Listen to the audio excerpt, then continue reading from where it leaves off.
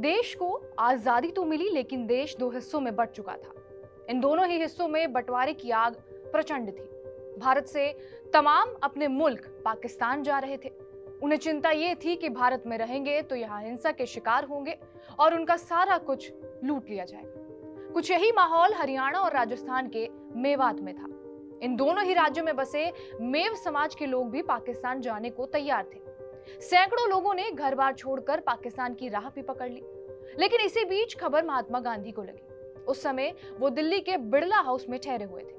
इतनी बड़ी तादाद में मुसलमानों के भारत छोड़ने की खबर पर वो खुद को रोक नहीं सके और वो मेवात पहुंच गए। ये तारीख थी 19 दिसंबर 1947 की। कड़ाके की ठंड पड़ रही थी और कोहरा ऐसा कि सुबह के 10 बजे तक कुछ भी दिखाई नहीं दे रहा था। बावजूद इसके महात्मा गांधी एक झीनी सी धोती पहने मेवात के घासेड़ा गांव पहुंचे और उस समय मेवात के दिग्गज नेता चौधरी यासीन खान की मदद से मुसलमानों की उन्होंने एक पंचायत बुलाई। इस पंचायत में करीब 40,000 से ज्यादा लोग पहुंचे थे। पंचायत की शुरुआत करते हुए महात्मा गांधी ने लोगों से सवाल किया कि वो क्यों पाकिस्तान जाना चाहते हैं। इसके बाद उन्होंने आधे घंटे तक लोगों के तर्क सुने और फिर आदेशात्मक लहजे में कहा कि किसी को भी पाकिस्तान जाने की जरूरत नहीं है। उन्होंने मेव मुसलमानों को भरोसा दिया कि जितना भारत हिंदुओं का है उतना ही मुसलमानों का भी। उन्होंने ये भरोसा दिलाया कि यहाँ पर कोई हिंसा नहीं होने वाली। गांधी जी के आश्वासन पर ही मुसलमानों ने कभी भारत नहीं छोड़ने की शपथ ले ली। इसी के साथ जो लोग मेवात से पाकिस्तान के लिए निकल चुके थे उन्हें आदमी भेजकर वापस बुला लिया गया। इस सभा में गांधी जी ने कहा था कि वो किसी भी हाल में भारत पाकिस्तान का बंटवारा नहीं चाहते थे, लेकिन कुछ कट्टरपंथियों की वजह से ऐसा हुआ।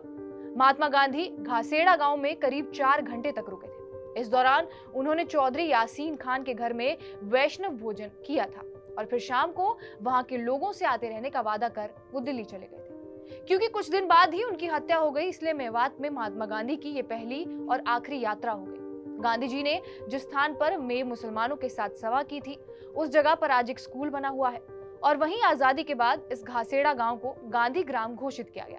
हालांकि उसके बाद तमाम सरकारें आई और गईं, लेकिन आज तक घासेड़ा गांव की दशा नहीं बदली। आज भी इस गांव के लिए लोग मूलभूत सुविधाओं के लिए तरस रहे हैं।